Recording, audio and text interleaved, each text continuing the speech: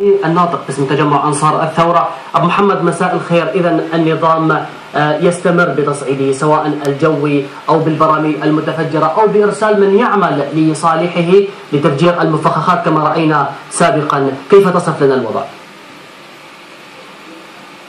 السلام عليكم ورحمة الله. وعليكم السلام.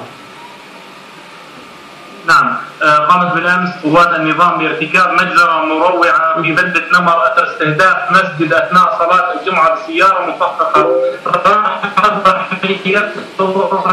العديد من الشهداء والجرحى، وتم توفيق 26 شهيد ومعظم الجرحى في حالة حرجة. وألقى الطيران المروحي بالبراميل المتفجرة على كل من المدن وبلدات نوى. أبو محمد لو سمحت، بالإضافة إلى غارات جوية من طيران نعم. لو سمحت، السيارة المفخخة، هل هناك تفاصيل دقيقة حول هذه السيارة وإلى من أشار ومن هم الفاعلون؟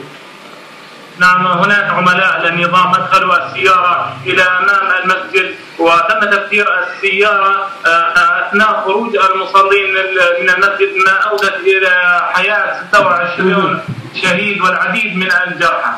هل أمسكتم أو أمسك الجيش الحر بهؤلاء الذين فعلوا هذا التفجير؟ نعم، تم القبض على مجموعة في مدينة جاسم وراء هذا التفجير. ماذا عن باقي الأوضاع الميدانية باختصار؟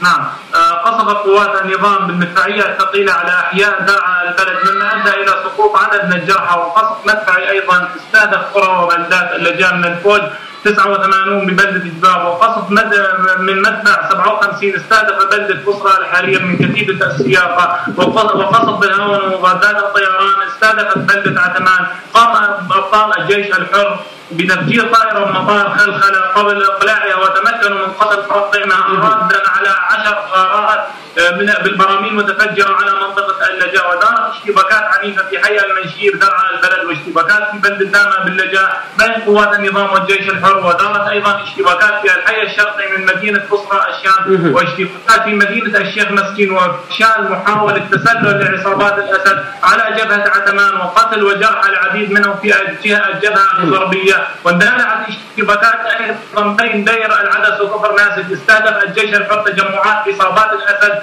شرقي بلده بصر الحرير بالهاون. واشتباكات عنيفه دارت حول الامن العسكري بنوى بالتزامن لقصف عنيف كان يستهدف جنوبي من المدينة.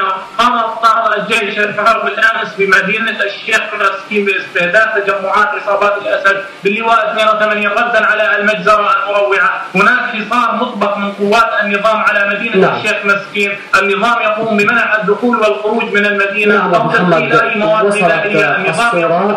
نعم، أبو محمد الحوراني الناطق باسم تجمع أنصار الثورة، أعذرني انتهى الوقت معك.